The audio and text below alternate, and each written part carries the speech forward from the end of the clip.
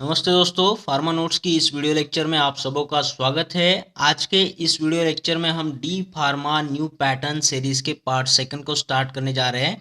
तो चलिए आज के इस शानदार सेशन को स्टार्ट कर देते हैं। देखो यहाँ पे पूछता है the solutions which are not having the same osmotic pressure are called as. देखो सॉल्यूशंस है जो जिसमें ऑस्मोटिक प्रेशर जो है वो सेम नहीं है, डिफरेंट है ना। Not having the same osmotic pressure, तो ऐसे सॉल्यूशंस को क्या बोलेंगे? ऑप्शन में देखो हाइपोटोनिक, हाइपरटोनिक, पैराटोनिक या फिर आइसोटोनिक।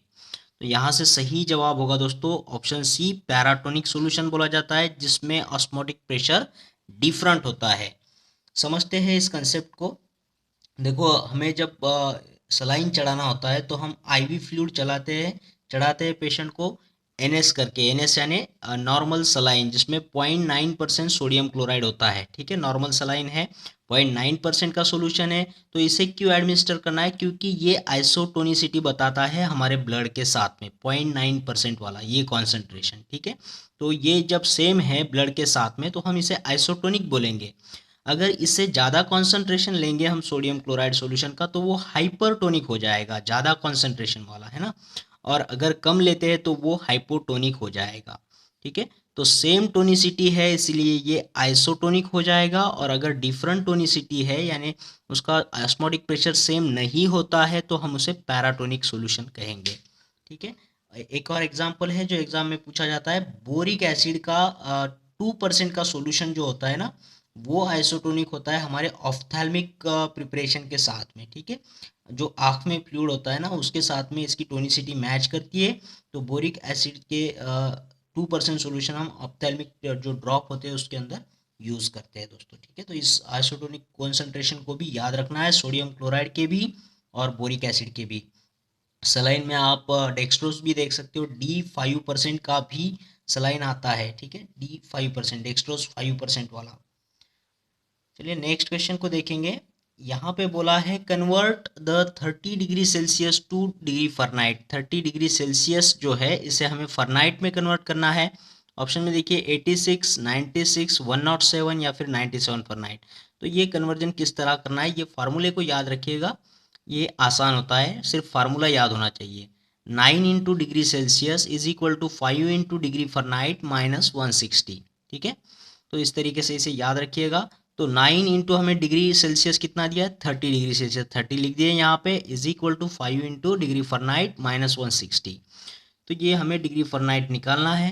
तो इसको एक साइड में लाने की कोशिश करो। जैसे इसका मल्टीप्लिकेशन कितना आएगा, 9 3 × 27, तो ये 270 is equal to 5 × Fahrenheit minus 160। फिर इस 160 को इधर ट्रांसफर कर देंगे तो 270 प्लस 160 हो जाएगा इज इक्वल टू 5 × फरनाइट। फिर फरनाइट इधर से बच जाएगा तो 5 इसको डिवाइड में जाएगा, तो इसका एडिशन कितना आएगा, 430/5।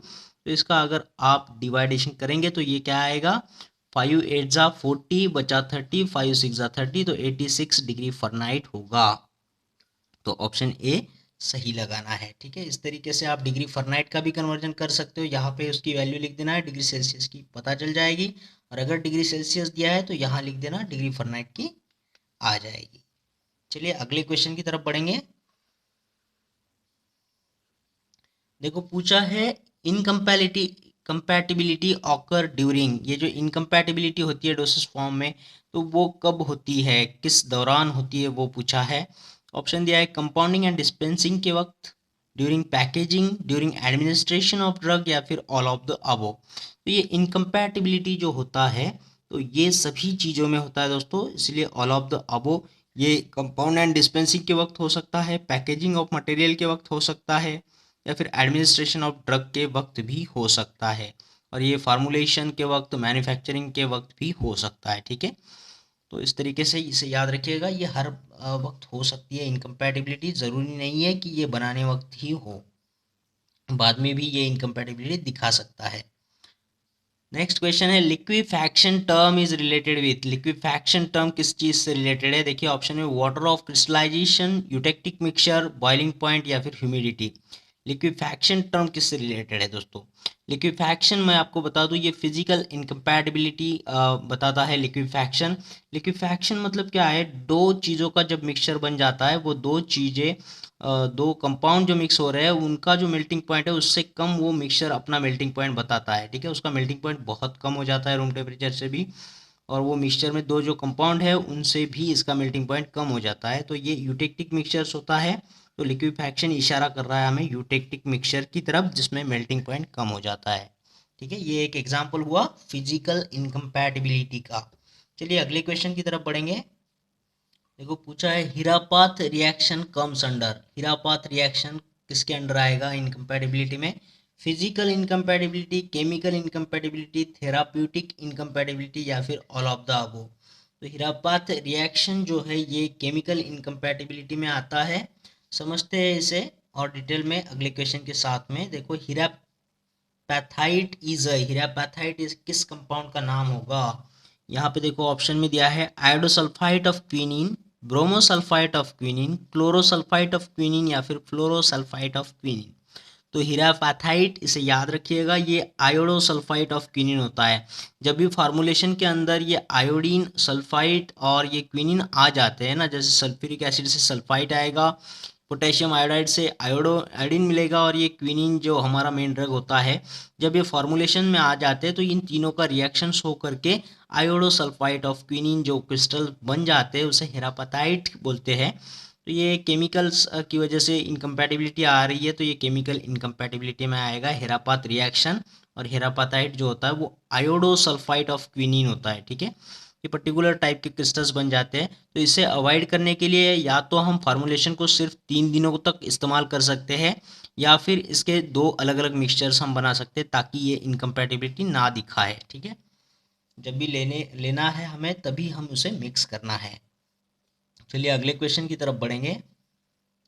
देखो पूछता है Dilling's formula is used to calculate the dose for child. This formula is based on. देखो डिलिंग्स फार्मूला जो है वो चाइल्ड का डोज निकालने के काम आ रहा है, लेकिन वो किस पर बेस है वो पूछा है। Age of child, weight of child, surface area of child, या फिर only A and B, age and weight of child. तो डीलिंग्स फार्मूला मैं बता दूं आपको, ये एज बेस्ड फार्मूला है। उस बच्चे का एज हमें पता हो तो हम डीलिंग्स फार्मूला से उसका डोज कैलकुलेट कर सकते हैं। यहाँ पे हम समझते हैं थोड़ा सा, एज के बेस पर जो फार्मूले हैं उनके नाम है Young's formula and Dilling's formula, और वेट के बेस पर जो फार्मूला बना है वो है क्लार्क्स फार्मूला, ठीक है।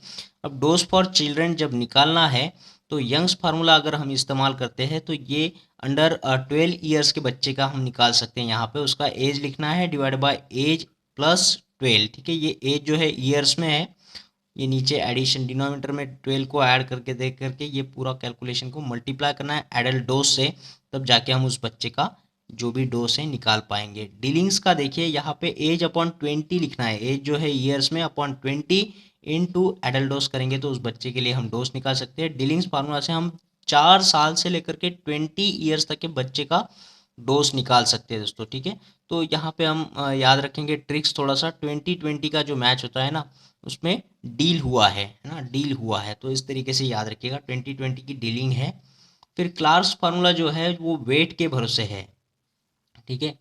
क्लार्क्स तो हम क्लार्क्स से शार्क को याद लाइए दिमाग में, शार्क का वेट बहुत होता है ना, तो ये वेट्स पे बेस्ड है। और यहाँ पे देखिए वेट जो है वो केजी में लेना है हमें, और divided by 70 into adult dose कर देना है, ठीक है। ये 70 को याद रखिएगा। क्लार्क शार्क, शार्क जो है वो हेवी है, हेवी से हेवन, हेवन से 7 है ना, इस तरीके से याद रखने की कोशिश करिएगा। और हाँ दोस्तों, हमारे फार्मा नोट्स की पीडीएफ मेंबरशिप को आज ही ज्वाइन करना है। ये पीडीएफ मेंबरशिप आपको लाइफ टाइम तक के लिए मिलेगा। इसके लिए आपको कंट्रीब्यूट करना होता है मात्र 999 रुपीज़ हमारे चैनल के लिए, बाय पेटीएम, फ़ोनपे या फिर गूगल पे से हमारे इस मोबाइल नंबर को यूज़ करके। जैसे ही आपका कंट्रीब्यूशन हो जाता है आपको हमारे प्राइवेट टेलीग्राम चैनल से लिंक किया जाएगा, जहाँ पे आपको ये सारा मटेरियल पीडीएफ के फॉर्म में मिलता रहेगा दोस्तों, जो आपको रिवीजन लगाने के काफ़ी काम आएगा। और फ्यूचर में भी आप किसी एग्ज़ाम की तैयारी करो तो ये सारा मटेरियल आपके पास रेडी रहेगा दोस्तों, ठीक है। और कोई भी क्वेरी हो तो आप हमें इस नंबर पर व्हाट्सअप भी कर सकते हैं दोस्तों। चलिए अगला क्वेश्चन की तरफ बढ़ते हैं। देखो पूछा है which of the following is not the method of mixing of powder. ठीक है, नीचे जो दिए हैं mixing of method of powder के लिए दिए हैं, लेकिन उसमें से कोई एक है जो उसका मेथड नहीं है पाउडर मिक्सिंग का, वो बताना है। ऑप्शन में देखिए इंसफ्लेशन, स्पैचुलेशन, ज्योमेट्रिक डाइल्यूशन या फिर शिफ्टिंग। तो यहाँ से कौन सा मेथड नहीं होगा, तो ऑप्शन ए जो है इंसफ्लेशन, ये कोई पाउडर मिक्सिंग का मेथड नहीं है, ये खुद ही एक पाउडर का टाइप है दोस्तों। ठीक है, बाकी सारे मेथड से स्पैचुलेशन, स्पैचुला को यूज़ करके हम पाउडर को मिक्स कर सकते हैं। ज्योमेट्रिक डाइल्यूशंस में हम थोड़ा थोड़ा लैक्टोज के साथ में उसको डाइल्यूट करके उसको मिक्सिंग कर सकते हैं, या फिर शिफ्टर से उसको पास करके हम शिफ्टिंग भी कर सकते हैं। दूसरे कुछ मेथड से पाउडर को मिक्स करने के, जैसे टम्बलिंग, बड़े बड़े कंटेनर में हम उसे मिक्स कर सकते हैं, या फिर ट्रिचुरेशन से, जिससे साइज भी रिडक्शन में भी काम आता है और मिक्सिंग के भी काम आता है, ट्रिचुरेशन है ना। और इंसप्लेशन ये खुद ही एक पाउडर का टाइप है दोस्तों। ठीक है, जिसे कैविटीज़ में डाला जाता है इंसप्लेशन को। चलिए अगले क्वेश्चन की तरफ बढ़ेंगे। देखो पूछता है common name for the Gregory's powder is, Gregory's powder किसे बोला जाता है।